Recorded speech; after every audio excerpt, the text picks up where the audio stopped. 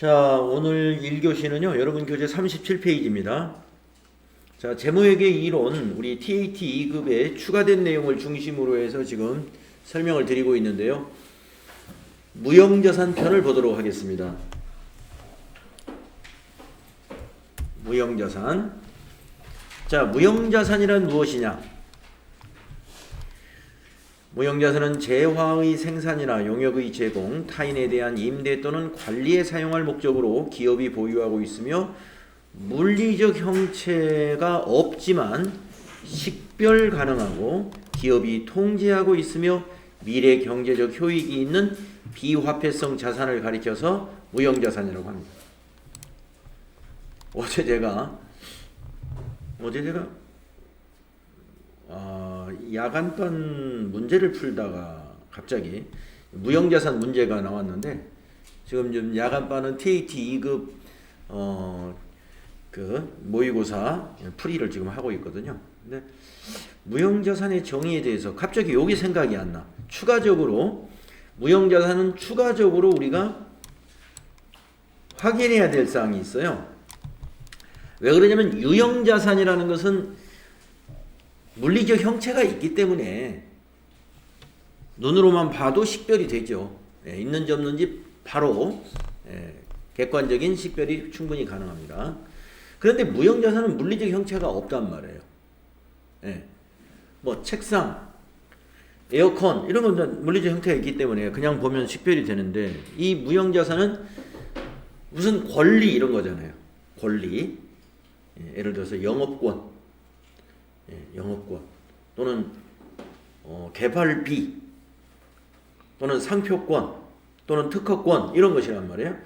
그렇기 때문에 이것이 식별 가능하냐 하는 거, 식별이 되어야만이 그 자산에 대해서 임대, 매각, 교환, 분배 이런 것들을 할 수 있느냐 하는 얘기입니다.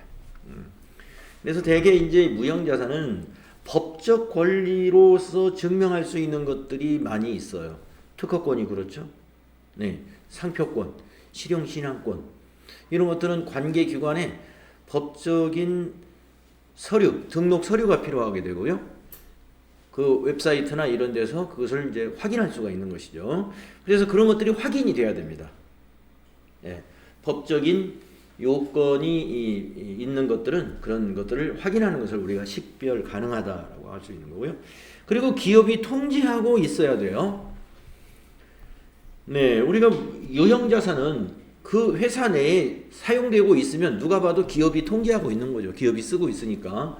근데 무형자산은 이게 기업이 통제하고 있는지 별도로 확인이 필요하다 이런 얘기입니다. 그래서 이 통제하고 있다는 것은 법적으로 모든 권리를 회사가 가지고 있느냐 이걸 확인해야 되겠죠. 이것이 되어야만이 그것을 마음대로 임대나 매각이나 교환이나 분배를 할 수 있는 것입니다. 법적으로 통제 가능해야만이 식별 가능한 것이 되는 것입니다. 그리고 물론 유형자산과 마찬가지로 미래 경제적 효익이 있어야 돼요. 아무 가치 없는 것은 자산으로 등록할 수가 없죠. 미래 경제적 효익이 분명히 있어야 합니다. 만약에 특허권이라면은 그 특허권을 통해서 매출 증가가 기대가 된다든가, 품질 향상이 기대가 된다든가, 아니면 그것을 우리 회사의 생산에 직접 품질 향상이나 매출 증대에는 영향이 없더라도 이것이 어떤 필요한 기업에게 임대, 빌려주고 소득을 발생시킬 수 있어야 되겠죠. 지금 우리 회사가 우리 회사에서 지금 쓰지 않는 그런 기술이다 해서 그걸 특허를 만약에 냈다 그러면 그것을 다른 회사에 임대해서 임대료를 받을 수 있다든가, 로열티 같은 거, 우리가 이제 특허권 같은 거 빌려주고 받는 것을 우리가 수수료 수익이라고 합니다. 수수료 수익, 로열티. 아니면 그걸 아예 특허를 매각할 수도 있죠. 양도할 수도 있습니다. 이런 것이 가능한가? 그것이 미래 경제적 효익을 말하는 거예요. 자, 그래서 무형자산에서 여러분 추가적으로 우리가 증명해야 되는 건 요 세 가지가 있다는 겁니다. 식별 가능하냐, 기업이 통제하고 있느냐, 미래 경제적 효익이 있느냐 하는 것들을 확인하는 것이다 하는 겁니다.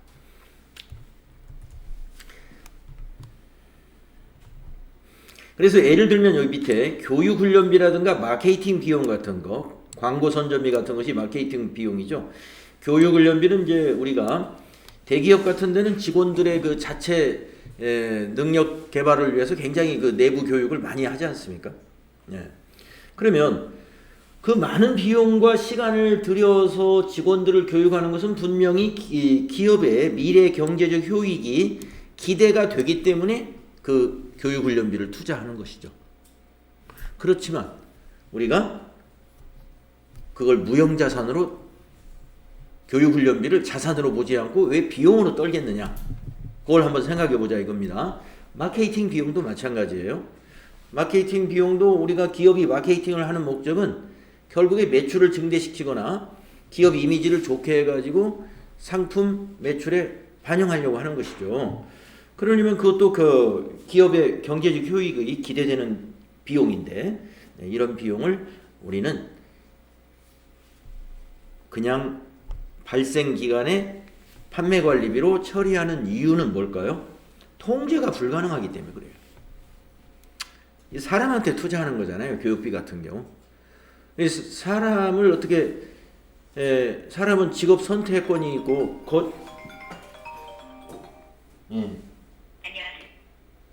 거주 이전의 자유가 있고, 헌법에서 보장하는 여러 가지 자유가 있는데, 법인이 사람을 그렇게 통제할 수는 없는 것이죠.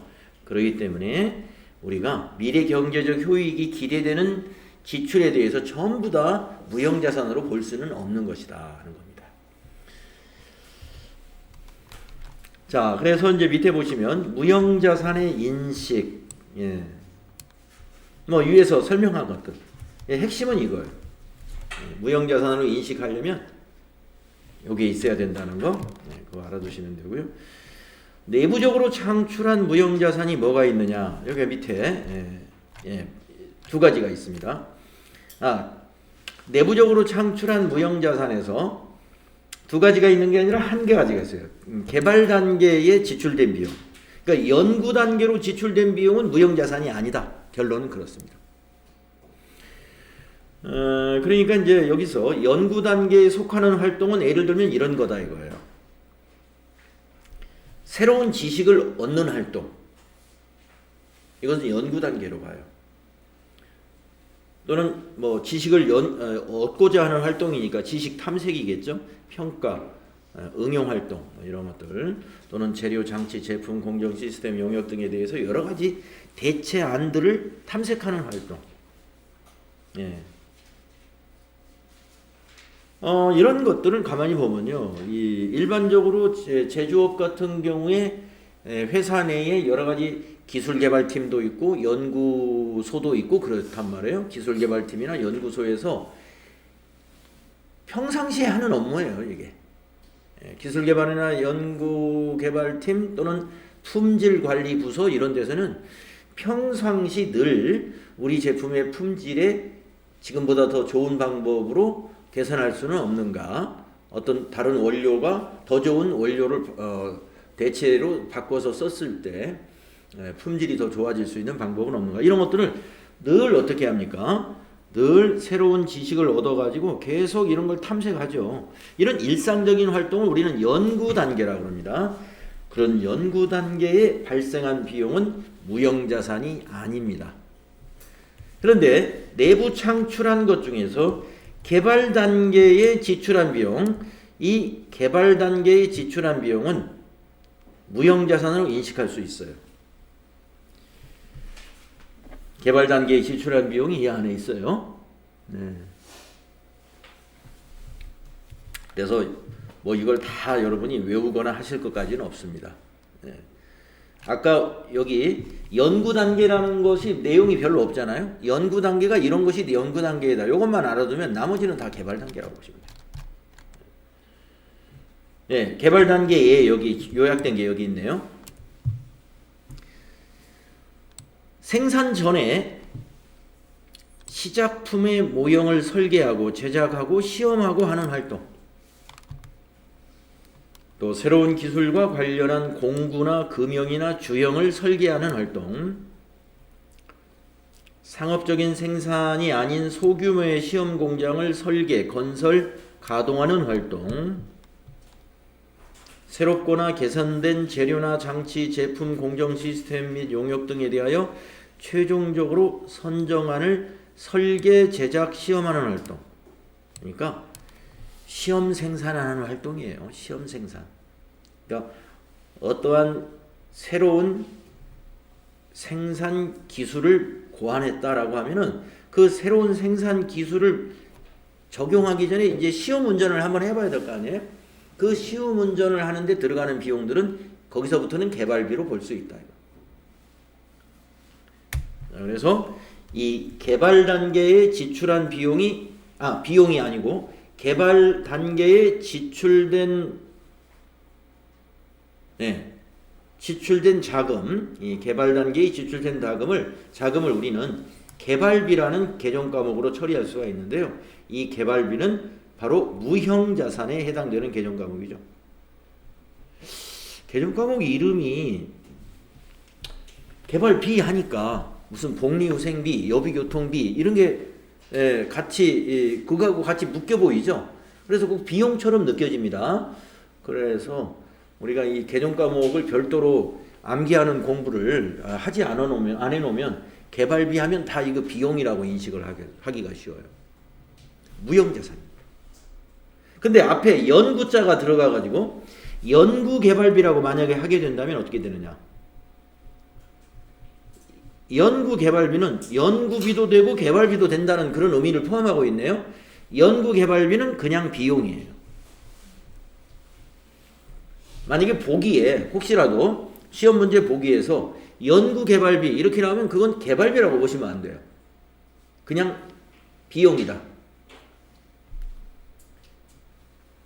연구개발비는 비용이고 무형자산의 개정 과목은 그냥 개발비 이렇게 세 글자로 돼야 됩니다. 개발비. 이거 알아두시면 되겠고.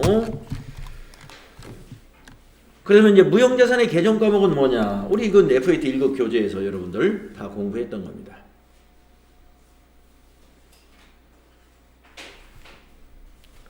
다섯 가지가 있죠. 영업권, 산업재산권, 광업권, 개발비, 소프트웨어. 아까 내부 창출 영업권이다라고 했는데 내부 창출 영업권은 요 밑에 있는 요 네 가지는 다 내부 창출이 가능해요. 물론 외부에서 매입을 할 수도 있지만 내부에서 창출도 가능합니다. 요 네 개는 내부 창출이 가능해요.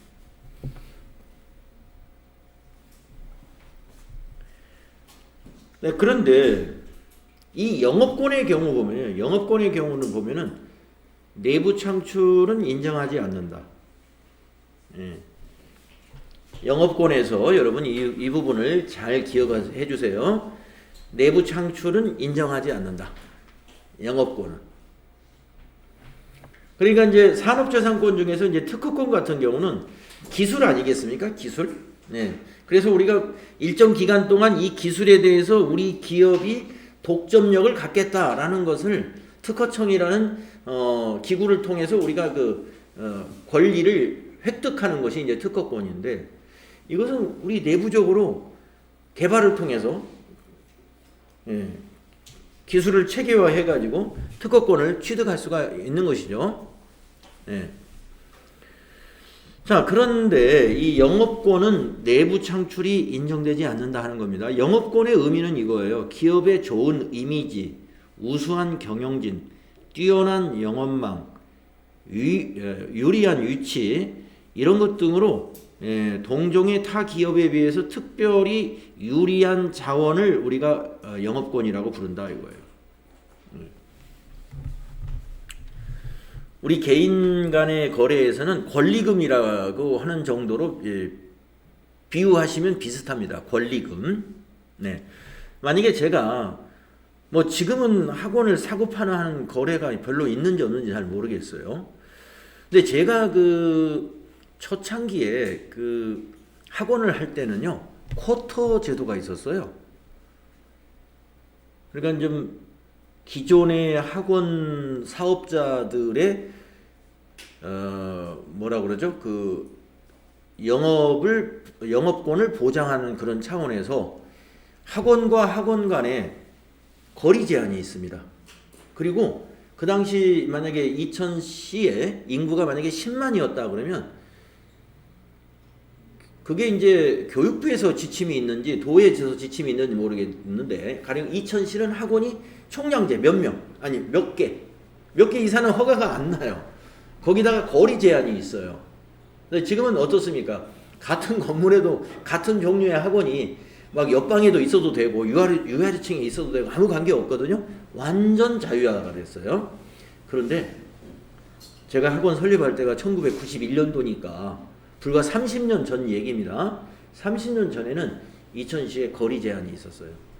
그래서 제가 만약에 컴퓨터 학원을 하고 싶다. 내가 어느 자리가 좋아서 거기서 하려고 해요. 그러면 일단 컴퓨터 학원이 TO가 있는지를 먼저 알아봐야 돼요. 예. 2000시에 컴퓨터 학원을 낼 수가 있느냐. 그 다음에 인접한 학원이 있는지 거리 제한에 만약에 1km다 그러면 1km 안에는 안 돼요. 예. 하여튼 그런 적이 있습니다.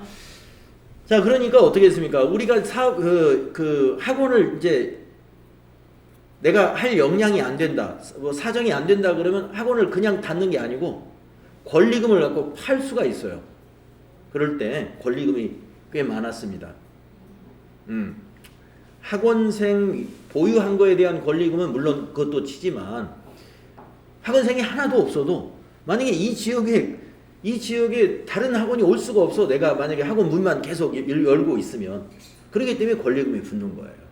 예, 그런 것들이 다 어떤 위치적인 이런 것들에 의해서 권리금을 붙는 거죠. 뭐 그런 거 아니어도 요즘에 뭐 식당이나 아마 옷가게 같은 걸 한다 그러면 한 지역에서 오랫동안 사업을 하면 이미 그 위치가 많이 알려져 가지고 권리금을 받잖아요. 그것이 영업권입니다. 자, 내부 창출 영업권 인정 안 한다는 건 뭘까요? 기업이 이번 결산 때 야, 우리 회사가 이제 창업한 지 오래됐고 그래서 우리 회사의 경영 기술이 아주 뛰어나고 또 우리 회사의 마케팅이 아주 뛰어나고 우리 회사의 인지도가 아주 좋다. 그래서 우리는 올해 10억을 무형자산으로 영업권이라고 무형자산으로 인식을 합시다 해가지고 무형자산을 하나 잡는다 이거예요. 그것이 안 된다. 그러면 언제 영업권을 우리가 기록할 수 있느냐? 매수 합병 시에만 기록할 수 있다 이겁니다. 매수 합병 시. 매수가 아니고 만약에 그냥 결합을 할 때, 결합 두 회사를 그냥 결합할 때도 영업권을 인정할 수 있습니다. 그때는. 그래서 얼마만큼이 영업권이냐면은 자본을 초과해서 지급한 금액.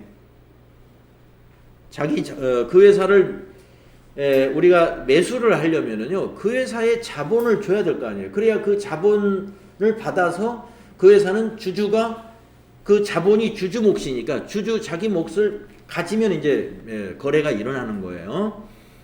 그런데 자본보다 더 많이 지급하잖아요.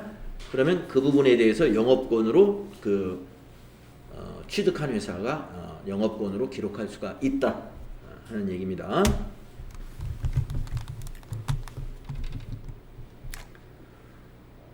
자, 무형자산의 상각은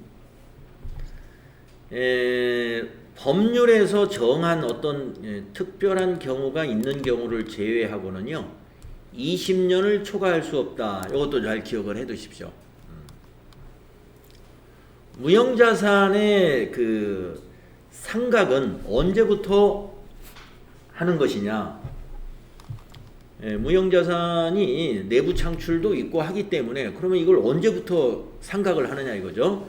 사용 가능한 때부터 기간을 시작합니다. 사용 가능한 때부터. 우리가 이제 그 유형자산 같은 경우는 사용 가능한 때가 아니에요. 취득 시점부터 감가상각을 합니다. 유형자산은 그렇잖아요. 기기장치를 사가지고 설치를 안 하고 기계를 사가지고 창고에 넣어놨어요. 그래도 취득 시점부터 감가상각 기간에 들어가요. 공장에 아직 설치 안 했다고 해서 설치할 때부터 기간을 따지는 게 아니죠. 유형자산은 취득 시점부터 따지고 무형자산은 사용 가능한 때부터 기간에 적용이 됩니다. 그리고 상각의 방법은 유형자산과 똑같습니다만은 합리적인 방법을 정할 수 없을 때는 정액법을 사용하도록 되어 있습니다. 일반적으로 정액법을 많이 쓰는데 만약에 보기에서 무형자산은 정액법으로 상각한다. 이렇게 하는 것은 잘못된 거예요. 합리적 상각 방법을 정할 수 없을 때.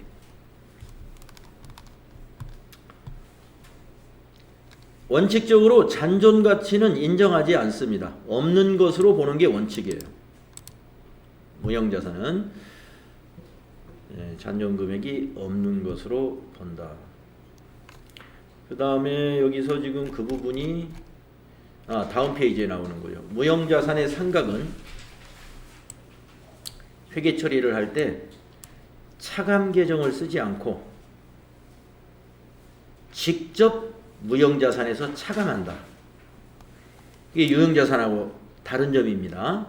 우리가 유형자산을 할 때는 감가상각 누계액이라고 하는 자산의 차감 계정으로 간접 차감을 한단 말이에요. 그런데 무형자산은 이렇게 직접 대변의 개발비 또는 대변의 영업권 직접 차감한다는 거 이거 알아두시고, 차변에 오는 비용 계정 과목이 유형자산에서는 감가상각비라는 계정 과목을 쓰잖아요. 그런데 무형자산은 무형자산 상각비를 씁니다. 아시는 내용이죠. 자, 기타 비유동자산도 여러분 다 아시는 내용입니다. FAT 1급 교재에 있었던 거고요. 그 다음에 이제 유동부채가 뭐 이러한 계정 과목이 있다 정도로 유동부채에서는 아주 가볍게 설명을 했고요. 비유동부채 여기에 좀 설명 내용이 많이 있는데 우리가 비유동부채에서 우리 FAT 1급은 사채 발행하는 시점까지만 우리 회계처리에 대한 공부를 했는데요. 오늘 이 사채에 대해서 사채를 상환할 때까지의 회계처리를 전체적으로 추가적인 내용이 여기 많이 들어있어요. 그래서 사채에 대한 내용을 좀 살펴보도록 하겠는데요.